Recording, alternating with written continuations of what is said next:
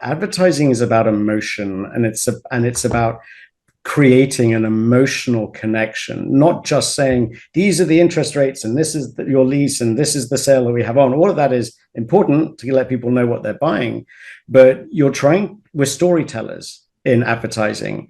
And if the movie or the show that someone is watching, can help, like by get someone on their journey for you then to sort of pack that punch, then I think that's where you're likely to find the big win. You are listening to Power Marketing with Kevin Lee. Kevin and his agency Did It have helped thousands of businesses win through superior marketing, as have his books, articles, speaking engagements, and the eMarketing Association Power Marketing podcasts. Here's Kevin. I'm super excited to chat with Fred Godfrey today about his journey and what the catalyst was for Origin, which is his latest company in the CTV category. So, Fred, what was the origin story for Origin? Well, what was Origin's origin story? Well, first, Kevin, thank you so much for letting me be here. I love talking about Origin's sort of backstory because it's one that has, it's founded upon 2 decades, I think, really of being in business for myself and all of the mistakes that come with it. But which I'll try to sort of seep into the discussion as we go, because I love talking about my mistakes and my flaws. But Origin's backstory really comes from a time when back in 2015-16, when I was recruited into EW Scripps after they had just acquired Newsy, which at the time was still a fairly fledgling sort of millennial news brand that EW had acquired in its efforts to digitize, shall we say. And after joining, I met my colleague and soon-to-be boss, Stephen Strong, who had joined EW just a few months earlier. And we became fast friends very, very quickly. And by the beginning of 2016, he and I, who were really in charge of turning Newsy into a positive investment for the company, for the mothership, made the pitch to EW's leadership to pivot Newsy in its entirety to this growing thing called connected TV. And over the years of doing that, I mean, first off, kudos to EW Scripps for giving us the trust to do so.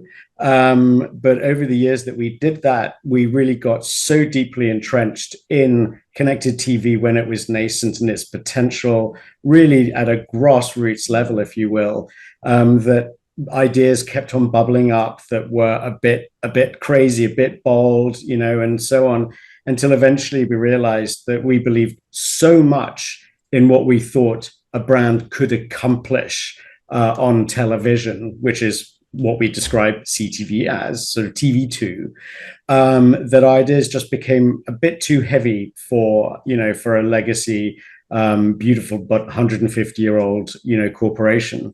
And so we each petitioned our better halves and said, how do you feel about us? We've had some ideas going out into the world alone and doing this. And lo and behold, by the sort of second half of 2019, Origin was born.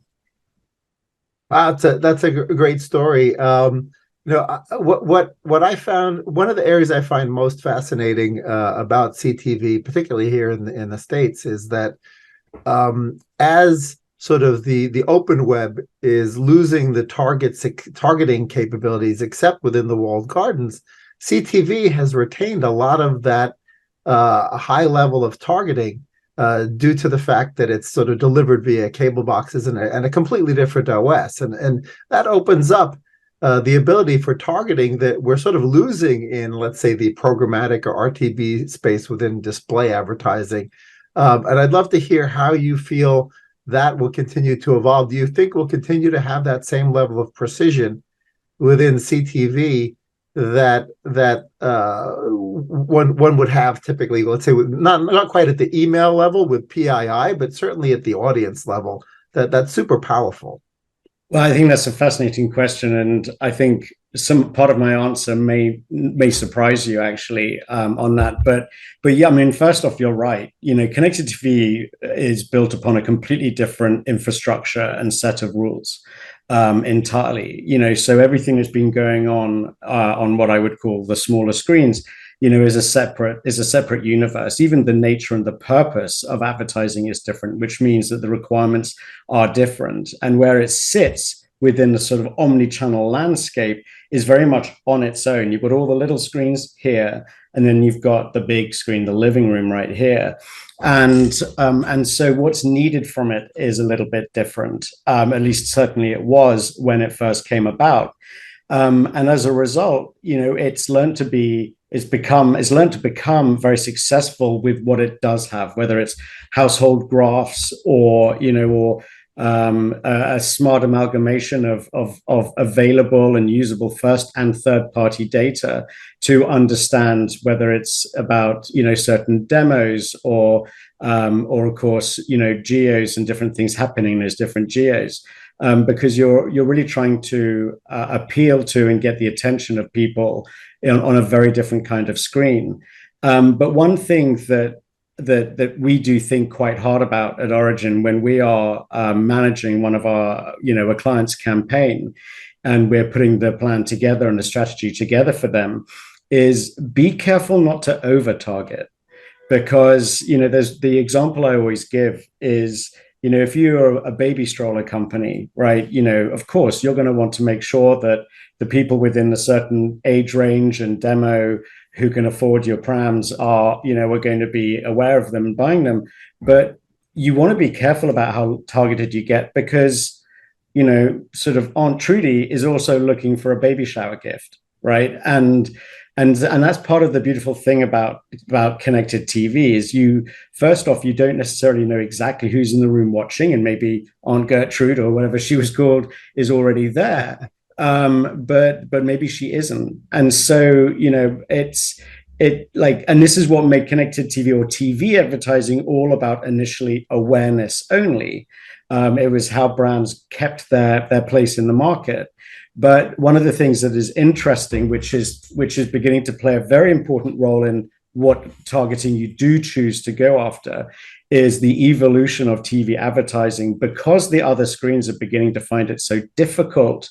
Is the evolution towards performance or outcomes, I think, is really a better umbrella term for that. And so you do need to be quite concise and quite strategic with who, what, and how. As well as, of course, the narrative itself and the message that you're conveying.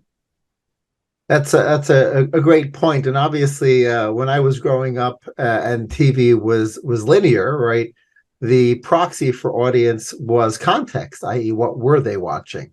And so, there was an entire genre of content named soap operas for a very specific reason, in that soap companies were the primary advertisers. They were the first who was watching. So I have to agree with you that you can certainly over-target using your demographics and psychographics. So how does sort of context layer into that? And is context it's sometimes a better proxy for audience than what it says about the household or some other data you're using? Better, no. Essential, yes, in the right setting.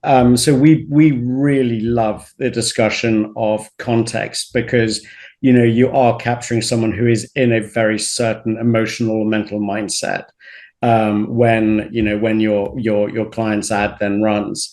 And that makes a really big difference, actually. And we're very big fans with folks like Iris TV and what they've achieved over the last few years in really making context in the living room a mainstream requirement, like almost a standard for a lot of brands and their agencies, which is incredible. But we're always careful, again, while it's really down to our clients what really, like, they have the final say, we do like to offer guidance. And something that we're always very careful with is saying to the client, what matters more to you? Is it the context within which your ad is being seen, or the individual themselves. And the reason we ask that question is because we then have to follow it up very carefully with, if you look at digital linear today, right, there are very few markers. There's lots of hard ad breaks. You always want to follow it up with, but we need to be careful that if your creative opens with a big logo and a big smiley face, like straight into it, you probably don't want that to run against a horror movie where someone has just had their leg sliced off, right? I mean, we talk about that a lot at work it was actually a byproduct of our flagship product, Slingshot, that really helps address that, which is not what you're asking, which is totally cool. But it is important. But if you look at a movie that's making someone happy or someone sad, that's a different kind of context. And what kind of emotional state they're in, I think, is actually critical. It's just as valuable as watching a racing car movie and then being sold racing car tires for your Corolla or whatever it is that you're buying. You are in the right place. You're already somewhere within the funnel. And we think so hard about that. And it might be my philosophy masters that really has triggered this, because, that's what advertising is about, right? We talk about this a lot. Advertising is about emotion, and it's about creating an emotional connection, not just saying these are the interest rates and this is your lease and this is the sale that we have on. All of that is important to let people know what they're buying, but we're storytellers in advertising. And if the movie or the show that someone is watching, can help, by get someone on their journey for you then to sort of pack that punch, then I think that's where you're likely to find the big win. Absolutely. And that dovetails into my next question, which is obviously right audience is key, and right time for that audience, based on where they are from a state of mind or time of day or whatever the case may be, is also critical. But then the creative message and the execution of the creative message, if that's out of sync and doesn't resonate, then the whole thing can go off the rails. So given that, how often are you advising clients that's probably that particular creative really probably isn't going to work in enough context or in enough places, perhaps you should go back and think about a different type of creative or a different type of message? I feel like I'm always careful on things like this, not to go sort of selling what we do, but I feel like you're teeing me up a little here.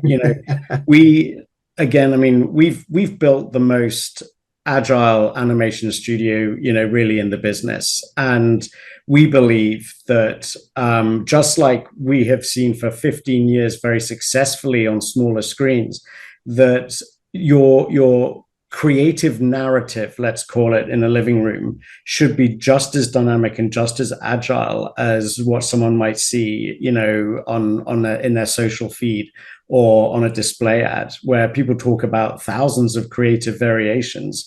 We believed that belonged in the living room as well. So we were the first people to do that with a very high level of confidence that it was the right thing to do, because fundamentally the biggest problem with TV in this day and age is attention. And it requires a form of value exchange now between you, the brand, and them, the viewer, whose attention you want. When everybody has their phone in their hand and someone else that they're chatting with, you can't just sit and plaster them with instructions to go and buy something. You've got to give them something in return beyond making them aware that something that they might need or want exists. And that requires, what we call dynamic creative production. So very different to DCO. This is where the entire production is unique and individual to either a geo level or to a demo, to a certain gender, certain wealth range, and down to your point, the time of day. Because there are a lot of brands that see the most success in, for example, the 2 to 6 a.m. window. But the people who are watching between 2 and 6 a.m., might be thinking a certain way or be influenced with certain, sort of additional assistance, and they're going to find that they resonate with something else. And we think that that's really that really is what we think has been missing.